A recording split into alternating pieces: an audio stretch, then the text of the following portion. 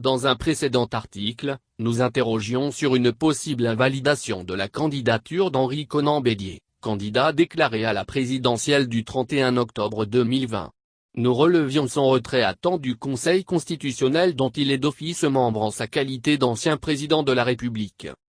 Maître Amand-I Kwame, avocat au barreau d'Abidjan, dans une déclaration transmise à Kouassi, reconnaît comme relevé que l'article 50 du Code électoral ivoirien oblige l'un quelconque des membres du Conseil constitutionnel qui veut postuler à l'élection présidentielle à ranger sa démission du Conseil constitutionnel au plus tard le 1er décembre de l'année précédant celle des élections.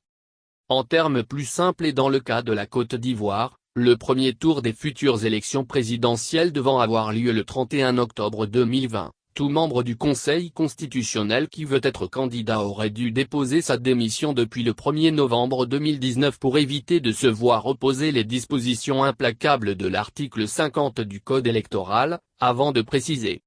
Pour revenir à l'article 50 suscité, il faut préciser que celui-ci énonce ceci, ne peuvent être acceptés pendant l'exercice de leurs fonctions et pendant les 6 mois qui suivent la cessation de leurs fonctions de quelque manière que ce soit les candidatures à l'élection présidentielle du président de la République que les membres du Conseil constitutionnel. En d'autres termes, l'article 50 interdit deux choses, 1° l'acception de la candidature à l'élection présidentielle d'un membre du Conseil constitutionnel en exercice, 2° l'acception de la candidature à l'élection présidentielle de tout membre du Conseil constitutionnel dans les 6 mois qui suivent la cessation de ses fonctions.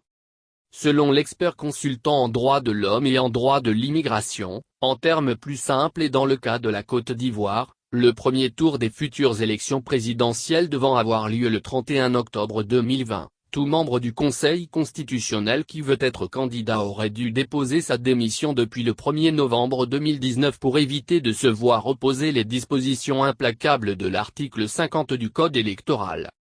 Il rappelle que, l'article 131 de la Constitution ivoirienne de 2016 stipule que, les fonctions de membres de Conseil constitutionnel sont incompatibles avec l'exercice de toute fonction politique, de tout emploi public ou mandat électif et de toute activité professionnelle. Et dénie d'office tout membre du Conseil se trouvant dans un des cas d'incompatibilité. Attendu en espèces qu'il est de notoriété publique que depuis 1993 son Excellence Henri Konan Bédié a été le président du PDCIRDA et ce de façon continue jusqu'à ce jour. Ainsi donc et selon les dispositions de l'article 131 précité, depuis l'entrée en vigueur de la Constitution ivoirienne en 2016 son Excellence Henri Konan Bédié s'est trouvé en situation d'incompatibilité avec sa qualité de membre de droit du Conseil constitutionnel jusqu'à ce jour et, ce du fait de ses activités politiques. Cette incompatibilité a eu pour conséquence la démission d'office de son Excellence Henri Konan Bédié de ses fonctions de membre du Conseil constitutionnel, démission d'office intervenue depuis le 10 novembre 2016, soutient Amand-I.